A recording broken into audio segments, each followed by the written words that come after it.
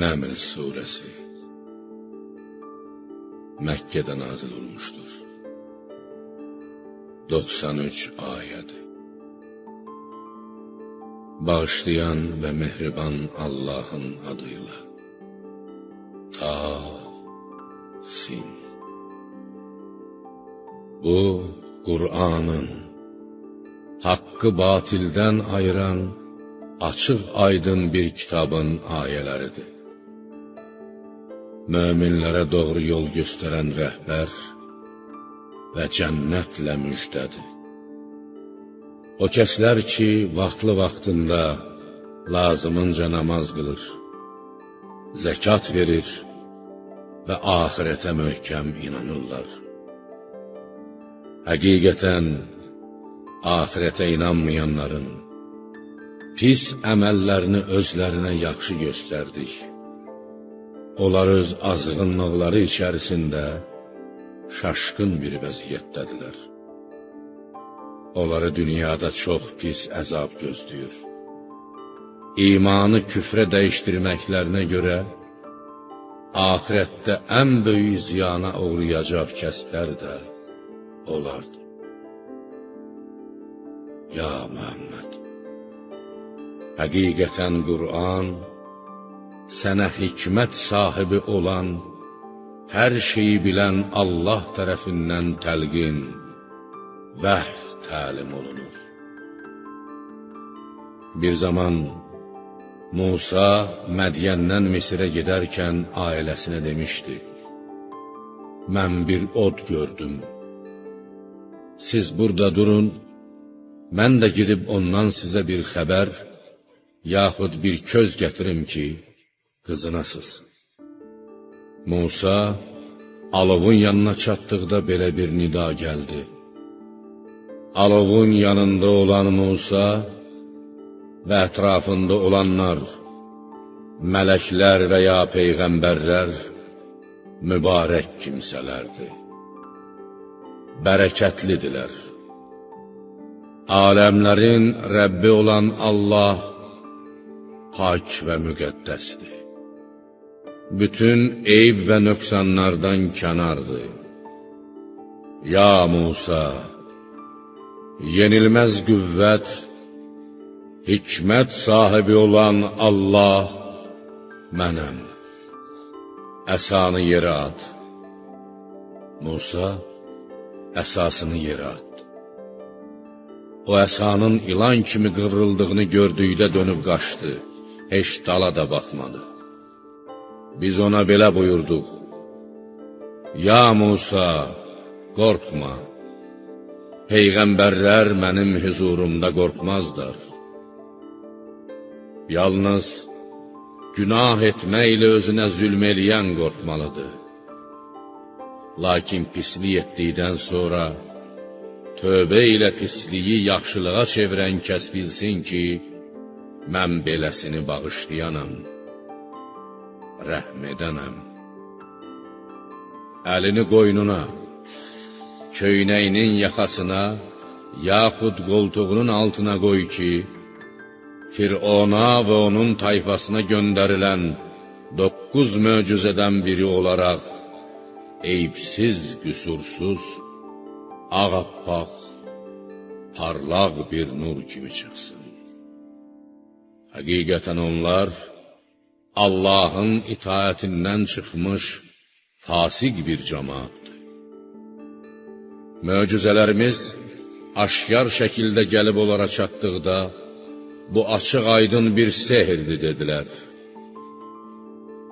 Möcüzələrimizin həqiqiliyinə daxilən möhkəm əmin olduqları halda, haqsız yerə və təkəbbür üzündən onları inkar etdilər. Ya Muhammed! Bir gör, fitnə fəsad törədənlərin axırı necə oldu? Biz Davuda və Süleymana elm, insanlar arasında mübahisəli məsələləri həll edib, ədalətli hökm çıxartmaq, quşların dilini bilmək və s. verdik. Onlar dedilər: bizi öz mömin bəndələrinin çoxundan üstün tutan Allaha həmd olsun. Süleyman Davuda peyğəmbərlikdə, elmdə və mülkdə vərəsi oldu və dedi: Ey insanlar, bizə quş dili öyrədildi və peyğəmbərlərə, padşahlara nəsib olan hər şeydən verildi. Bu həqiqətən açıq-aşkar bir lütfdur. Bir gün Süleymanın cinlərdən, insanlardan və quşlardan ibarət qoşunu toplandı. Onlar cərgə-cərgə düzülüb nizamla gedirdilər. Nəhayət onlar Taifdəki, yaxud Şamdakı Qarışqa vadisinə gəlib çatdıqda, bir qarışqa, qarışqaların padşahı dedi: Ey qarışqalar, yuvalarınıza girin ki, Süleyman və ordusu özləri də bilmədən sizi ayaqları altında basıb əzməsinlər. Süleyman qarışqanın bu sözündən gülümsəyib dedi: Ey Rəbbim, mənə, mənim özümə və ata-anama ehsan buyurduğun nemətə şükr etmək, sənin razı qalacağın yaxşı iş görmək üçün ilham, qüvvət ver və məni öz mərhəmətinlə salih bəndələrinin zümrəsinə daxil et. Sonra Süleyman quşları yoxlayıb dedi: Torpaq altında suyun harda olduğunu bilən hüdhüdü, şanapipiyi niyə görmürəm? Yoxsa o burada yoxdur? And olsun ki, ona şiddətli bir əzab verər, ya da tutub kəsərəm, boğazını üzərəm. Yaxud da o, üzürlü səbəbə görə burada olmaması üçün aşkar bir dəlil gətirsin. Birazdan hüdhüd gəlib dedi: Sənin bilmədiyin bir şey öyrəndim. Sənə Səbadan doğru bir xəbər gətirmişəm. Mən onlara, Səba əhlinə padşahlıq edən bir qadın gördüm. Ona dünyada şahlara lazım olan hər şey verilmişdir. Onun çox böyük, əzəmətli bir taxtı var. Mən onun və tayfasının Allahı qoyub günəşə sitayiş etdiklərini gördüm. Şeytan çirkin əməllərini onlara gözəl göstərmiş, onları doğru yoldan saptırmışdır. Buna görə də haqq yolu tapa bilmirlər. Göylərdə və yerdə pünhan olanı, yağışı, bitkiləri aşkara çıxardan, onların gizlində və aşkarda etdikləri hər şeyi bilən Allaha səcdə etməsinlər deyə şeytan belə etmişdir. O böyük ərşin Rəbbi olan Allahdan başqa heç bir tanrı yoxdur. Süleyman hüdhüdə dedi: Baxaq görək doğru deyirsən, yoxsa yalancısın. Mənim bu məktubumu aparıb göydən onlara at. Sonra yaxın bir yerə çəkilib dur, bax gör nə cavab verəcəkdir. Səba hökmdarı Bəlqis, Süleymanın məktubunu alıb oxuyandan sonra dedi: Ey əyanlar, mənə çox hörmətli bir məktub göndərildi. O məktub Süleymandandır və o Bismillahirrahmanirrahimlədir. Bismillahla başlanır. Məzmunu belədir: Mənə qarşı təkəbbür göstərməyin və yanıma müt'i müsəlman olaraq gəlin. Mənim dəvətimə saymazlıqla yanaşmayın, Allaha təslim olaraq yanıma gəlin. Bəlqis dedi: Ey əyanlar, bu iş barəsində mənə rəyinizi bildirin. Mən sizinlə məsləhətləşməmiş, heç bir iş görən, hökm verən deyiləm. Onlar dedilər: Biz böyük bir qüvvət və qüdrət sahibiyik. Güclü ordumuz, sursatımız, hərb alətlər. Özümüz də təcrübəli, mahir döyüşçülərik. Hökm sənindir. Nə əmr edəcəyini özün bax, fikirləş. Bəlqis dedi: Hökmdarlar bir ölkəyə zorla girdikləri zaman onu xarabazara çevirər, xalqının böyüklərini də zəlil, qul, əsir edərlər. Onlar məhz belə hərəkət edərlər. Hökümdarların adəti, davranışı belədir. Mən onlara bir hədiyyə göndərəcəyəm. Görüm elçilər nə ilə qayıdacaqlar. Əgər Süleyman peyğəmbərdirsə, onu rədd edər. Yox, əgər ancaq bir padşahdırsa, qəbul edər. Elçibaşı Bəlqisin göndərdiyi hədiyyə ilə Süleymanın yanına gəldikdə o dedi: Siz mənə mal dövlətlə mi yardım edirsiniz? Allahın mənə verdiyi peyğəmbərlik, səltənət sizə verdiyindən, dünya malından daha yaxşıdır. Amma siz dünyanın bərbəzəyinə aldanıb, öz hədiyyələrinizlə sevinirsiniz. Durma, onların, Səba əhlinin yanına qayıt. And olsun ki, əgər müti olaraq yanıma gəlməsələr, gücləri çatmayacaq bir ordu ilə üstlərinə gedib, onları öz yurdundan zəlil və xar vəziyyətdə çıxardarıq. Süleyman dedi: Ey əyanlar! Onlar müti vəziyyətdə, müsəlman olaraq yanıma gəlməmiş, hansınız onun, Bəlqisin taxtını mənə gətirə bilər? Cinlərdən olan çox qüvvətli və nəhəng bir ifrit dedi: Sən yerindən, taxtından qalxmamış, mən onu sənə gətirərəm. Mən bu işi görməyə çox qüvvətliyəm, etibarlıyam. Mənim Bəlqisin taxtını götürüb gətirməyə gücüm çatar. Mən taxtın üzərində olan qızıl gümüşə, ləl cəvahirata əlimi belə vurmaram. Ondan heç bir şey götürmərəm. Süleyman taxtın daha tez gətirilməsini istədi. Kitabdan, Allahın kitabından, yaxud lövh-i məhfuzdan bir qədər xəbəri olan birisi dedi: Mən onu sənə bir göz qırpımında, gözünü yumub açınca gətirərəm. Süleyman onu, taxtı yanında hazır durmuş görüncə dedi: Bu, Rəbbimin lütfündəndir, mərhəmətindəndir. Məni imtihana çəkməyi üçündür ki, görək, onun nemətinə şükr edəcəyəm, yoxsa nankör olacam.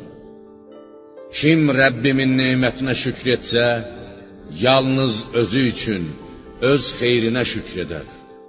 Kim nankör olsa bilsin ki, həqiqətən Rəbbim onun şükrünə möhtac deyildir, kərəm sahibidir.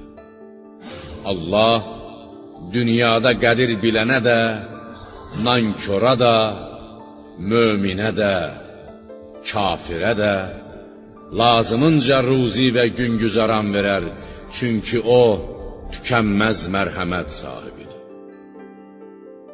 Süleyman dedi: Bəlqisin taxtını tanınmaz hala salın, görək onu tanıyacaq ya yox. Bəlqis gəldikdə ona, taxtın bu cürdümü deyildi. O da, sanki odur deyə cavab verdi. Süleyman qadının dərin zəka sahibi olduğunu görüncə dedi: Bizə ondan daha öncə tövhid haqqında elm verilmiş və biz ondan daha qabaq Allaha müt'i müsəlman olmuşuq. Süleyman ona Allahdan başqasına, günəşə, aya ibadət etməyi qadağan etdi. Yaxud Allahdan başqasına tapınması, o qadına Allaha ibadət etməyə mane olmuşdu. Çünki o, kafir bir tayfadan idi. Bəlqisin əqlini, zəkasını yoxlamaq məqsədi ilə ona belə deyildi: Saraya daxil ol. Süleymanın sarayı billurdan tikildiyi və altına su buraxıldığı üçün Bəlqis sarayı gördükdə onu dərin bir gölməçə hesab etdi və paltarı islanmasın deyə ətəyini qaldırdı. O, Süleyman, bu su deyil, billurdan tikilmiş şəffaf bir saraydı, dedi. Bəlqis dedi: Ey Rəbbim, mən günəşə sitayiş etməklə özümə zülm etmişdim. Mən artıq Süleymanla, Süleymanın sayəsində aləmlərin Rəbbi olan Allaha təslim oldum. Biz Səmud tayfasına Allaha ibadət edin deyə qardaşları Salihi Peyğəmbər göndərdik. Salih öz tayfasının yanına gələn kimi, onlar bir-biri ilə çəkişən, düşmənçilik edən iki firqəyə, möminlərə və kafirlərə ayrıldılar. Salih dedi: Ey qövmüm, siz nə üçün yaxşılıqdan qabaq pisliyə tələsirsiniz? Tövbədən qabaq əzabı, mərhəmətdən öncə zülmü istəyirsiniz? Nə üçün Allahdan bağışlanmağınızı diləmirsiniz ki, bəlkə rəhm olunasınız? Onlar dedilər: Bizə sənin və yanında olanların ucubatından uğursuzluq üz verdi. Ayağınız bizə düşmədiyi üçün pis günə qaldıq. Cürbəcür müsibətlərə düçar olduq. Salih dedi: Sizin uğursuzluğunuz Allahdandır. Bəlkə də itaət edib etməyəcəyinizi bilmək üçün Allah tərəfindən imtihan olunursunuz. Səmud tayfasının yaşadığı Hicr adlı şəhərdə 9 kişi var idi ki, yer üzündə fitnə fəsad törədər, əsla yaxşı bir iş görməzdilər. Onlar öz aralarında Allaha and içib belə dedilər: Biz gecə ona və ailəsinə, yaxud ona iman gətirənlərə hücum edib, hamısını öldürəcək, sonra da onun qanını almaq istəyən qəyyumuna deyəcəyik ki, biz onun ailəsinin kimlər tərəfindən öldürüldüyünü görməmişik. Və biz həqiqətən doğru danışırıq. Onlar bir hiylə qurdular. Biz isə özləri də bilmədən, gözlənilməyən bir əzabla hiylələrinin cəzasını verdik. Ya Muhammed, bir gör onların hiylələrinin axırı necə oldu. Biz onların 9 kişinin özlərini də, tayfalarını da büsbütün yox etdik. Bu, zülmləri üzündən onların bomboş, viran qalmış evləridir. Həqiqətən bunda qüdrətimizi anlayıb bilən bir qövm üçün bir ibrət vardır. İman gətirib, Allaha şərik qoşmaqdan, ona asi olmaqdan qorxanları isə xilas etdik. Lut'u da Peyğəmbər göndərdik. O zaman Lut öz tayfasına demişdi: Gözünüz görə-görə çirkin işlə mi məşğul olursunuz? Etdiyiniz əməlin qəbahətini, günahını başa düşə-düşə, hələ də onu davam edirsiniz. Siz qadınları qoruyub, şəhvətlə erkəklərin yanına mı gedirsiniz? Həqiqətən siz cahil bir tayfasınız.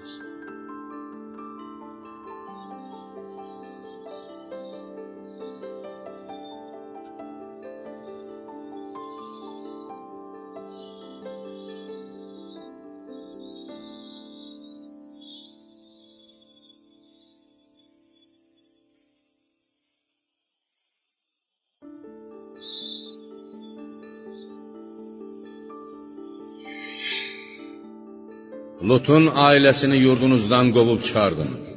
Çünki onlar bizim gördüyümüz işlərdən təmiz qalmaq istəyən insanlardır deməklər olmuşdu. Buna görə də biz onu və ailəsini xilas etdik. Yalnız övrətinin əzab içində qalanlardan olmasını təqdir etdik.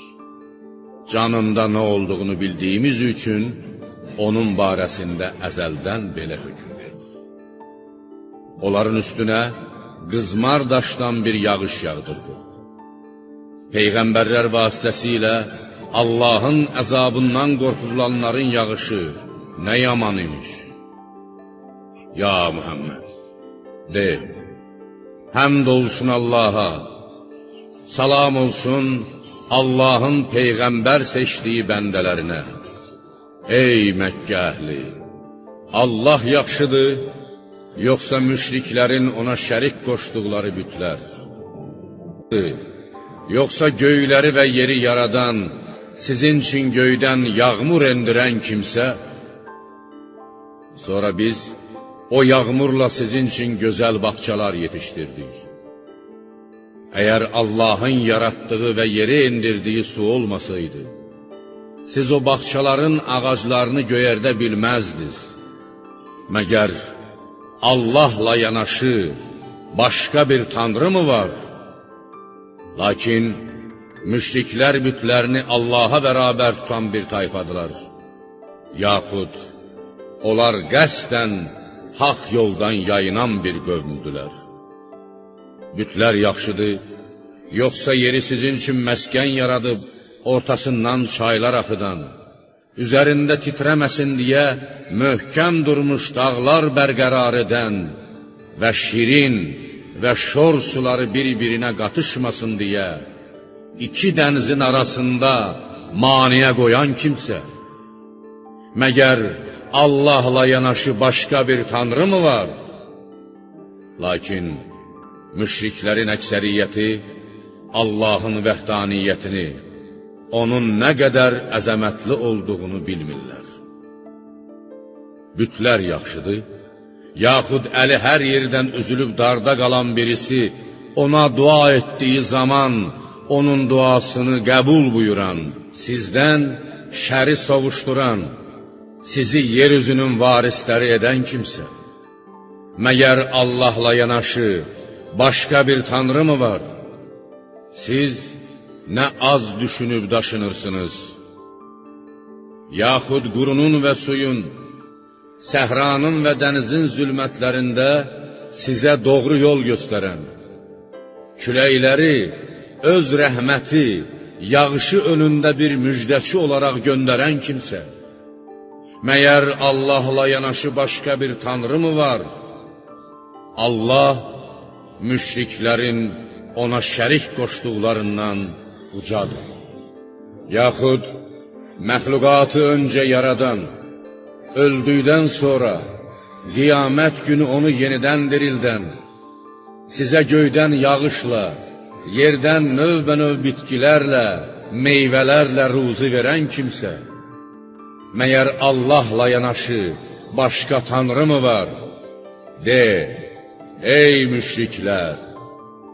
Əgər Allahın şərikləri olduğunu doğru deyirsinizsə, dəlilinizi gətirin. Ya Muhammed! De, Allahdan başqa göylərdə və yerdə olan heç kəs qeybi bilməz. Onlar yenidən nə vaxt diriləcəklərini də bilməzlər. Xeyr, onların, müşriklərin elmi axirəti qavrayıb dərk edə bilməz. Xeyr, onlar axirət barəsində şək şübhə içindədirlər. Xeyr, onlar ona qarşı kördular. Müşriklər axirətə inanmadıqları halda nə üçün onun barəsində sual verirlər? Məyər onların elmi belə bir sual verməyə kifayətdirmi? Və ya müşriklər axirət haqqında yalnız qəbirlərindən çıxardılıb dirildəcəkləri zaman biləcəklər ki, bu da onlara heç bir fayda verməyəcəkdir. Kafirlər dedilər, məyər bizlər və atalarımız torpaq olduqdan sonra dirildilib qəbirlərimizdən çıxardılacaq? Həqiqətən, bu dirilmə öncə bizə də, atalarımıza da vəd olunmuşdur. Bu qədimlərin əfsanələrindən, yalan sözlərindən başqa bir şey deyildir. Ya Muhammed! De, yeryüzünü gəzib dolaşın, günahkarların axırının necə olduğuna bir baxın. Ya Peyğəmbərim, onlardan, kafirlərin təksib etmələrindən ötürü kədərlənmə və sənə qarşı qurduqlarına, hilələrə görə də ürəyini qısma.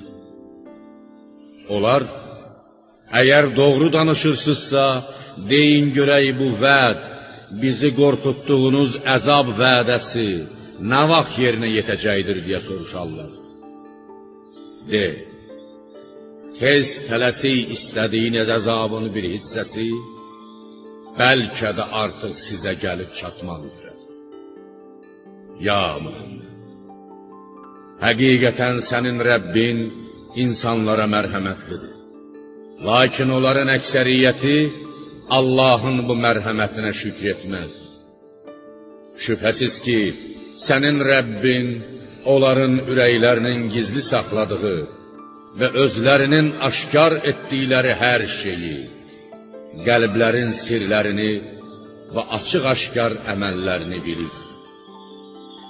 Göylərdə və yerdə heç kəsin bilmədiyi elə bir gizli şey yoxdur ki, açıq aydın kitabda, lövh-i məhfuzda olmasın.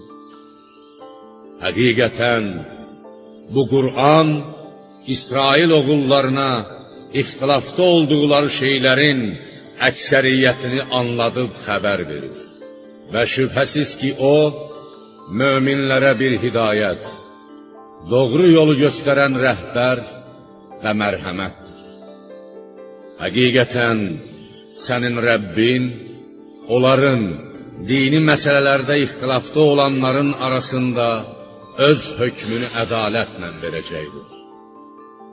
O, hər şeyə qalib olandır, hər şeyi biləndir. Ya Muhammed, sən ancaq Allaha təvəkkül et, çünki sən açıq aydın həqiqi dindəsən, haqq yoldasan. Şübhəsiz ki, sən nə ölülərə haqqı başa sala bilər, nə də dönüb gedən karlara haqqa çağırışı eşitdirə bilərsən. Sən o körləri düşdükləri əyri yoldan düz yola gətirə bilməzsən. Sən haqqı yalnız ayələrimizə inananlara eşitdirə bilərsən. Məhz onlar müsəlmandılar. Allaha ürəkdən inanıb, ona canbaşla itaət edərlər.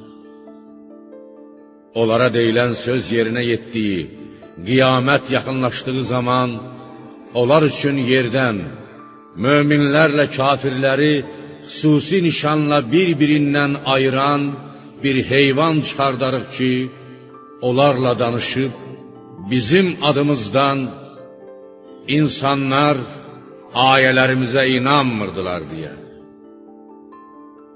O gün hər ümmətdən ayələrimizi təksib edənləri dəstə-dəstə yığarıq. Sonra onlar bir yerə cəm edilib məhşərə sürüklənərlər. Onlar haqq hesab yerinə gəlib çatdıqda Allah buyurar: ayələrimi anlamadığınız, bilmədiyiniz halda onları yalan mı hesab edirdiniz? Yaxud siz dünyada nə edirdiniz? O nə iş idi ki görürdünüz? Etdikləri zülm, küfr üzündən onlara deyilən söz yerinə yetər. Vəd olunduqları əzab, müsibət başlarına gələr. Onlar heç danışa da bilməzlər. Məyər gecəni onların istirahəti üçün qaranlıq yaratdığımızı, gündüzü isə işlərini görmək, ruzi qazanmaq üçün işıqlı etdiyimizi görmürlərmi? İman gətirən bir tayfə üçün bunda Allahın vəhdaniyyətinə, qüdrətinə dəlalət edən əlamətlər vardır. Sur çalınacağı gün Allahın istədiklərindən başqa göylərdə və yerdə olanlar, bütün məxluqat dəhşətli bir qorxuya düşər. Və onların hamısı onun huzuruna müt'i, zəlil vəziyyətdə gələr. O gün dağlara baxıb onları donmuş, hərəkətsiz durmuş zənn edərsən. Halbuki onlar bulud keçdiyi kimi keçib gedərlər. Bu, hər şeyi bacarıqla, yerli yerində edən Allahın gördüyü işdir. Həqiqətən, o etdiyiniz bütün əməllərdən xəbərdardır. Hər kəs Rəbbinin huzuruna yaxşı əməllə, tövhid kəlməsi ilə, səmimi qəlbdən imanla gəlsə, onu bu əməlin müqabilində daha yaxşı bir mükafat gözləyir. Belələri o gün, qiyamət günü dəhşətli qorxudan da əmin olarlar. Rəbbinin huzuruna pis əməllə gələnlər isə cəhənnəm oduna üzü üstə atılarlar. Mələklər onlara belə deyərlər: bu yalnız dünyadakı pis əməllərinizin cəzasıdır. Sizə artıq heç bir şey edilmir. Ya Muhammed, de, mənə ancaq bu şəhərin, Məkkənin Rəbbinə ibadət etmək əmr olunmuşdur. Elə bir şəhər ki, Rəbbim onu müqəddəs tutmuşdur. Orada qan tökmək, bir kəsə zülm etmək qadağan olunmuşdur.